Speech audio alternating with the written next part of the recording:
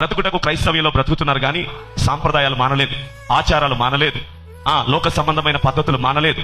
ఇక మీరు అలా ఉండుట కంటే రోమన్ క్యాథలిక్ సంఘంలో కలిసిపోవడం మేలు. ఎందుకంటే రోమన్ క్యాథలిక్ సంఘాల్లో హిందూ దేవాలయాల్లో ఏముంటాయో రోమన్ క్యాథలిక్ లో కూడా అయ్యే ఉంటాయి. ఇక్కడ అగరత్తులు ఎత్తారు, అక్కడ అగరత్తులు ఎత్తారు, ఇక్కడ కొవ్వొత్తులు ఎత్తారు, అక్కడ కొవ్వొత్తులు ఎత్తారు, ఇక్కడ కొబ్బరికాయలు కొడతారు, అక్కడ కొబ్బరికాయలు కొడతారు. ఎందుకు?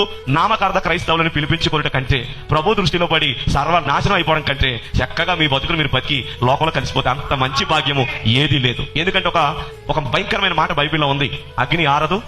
తెలుసు, మీకు తెలుసు, తెలియక కాదు. అగ్ని ఆరదని తెలుసు, పురుగు సావదని తెలుసు. ఎక్కడ మరి ఎంత భక్తి చేసి ఎక్కడికి పోదామని?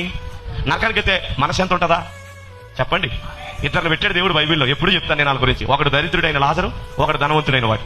దరిద్రుడైన లాజరు బ్రతికినంత కాలం దరిద్రుడే, కానీ భక్తిలో యథార్థవంతుడు. ఆమె చెప్పగలరా? తన భక్తిలో యథార్థవంతుడు. క్రైస్తవ్యాన్ని అంటే దేవుని నమ్ముకున్న విషయంలో యథార్థంగా బతికాడు, ఎన్నడూ రాజీ పడలేదు. కనుక దేవుడు చూశాడు, ఒక దినాన్ని ఇద్దరికి చావు వచ్చింది.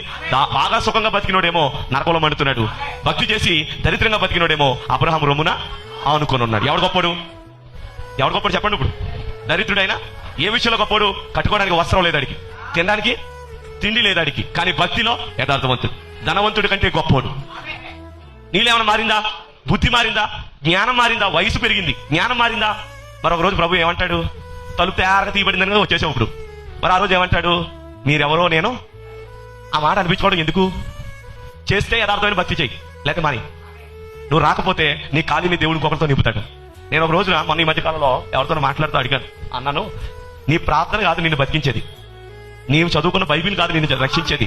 నీకు అన్నీ ఉండి సోమర్థనం ఎక్కువైపోయింది, బద్ధకం ఎక్కువైపోయింది. కానీ ఎవడో ఒకరు పాపం అడవిలో ఉంటూ తినడానికి తిండి లేక, కట్టుకోవడానికి వస్త్రం లేక, పస్తులతో ఉండి ఉపవాసంతో ప్రార్థన చేస్తున్నారు. ఎవరి కోసం? దేశం కోసం, దేశ ప్రజల కోసం ప్రార్థన చేస్తుంటే దేవుడు వాళ్ళ ప్రార్థనని నిన్ను క్షమిస్తున్నాడు.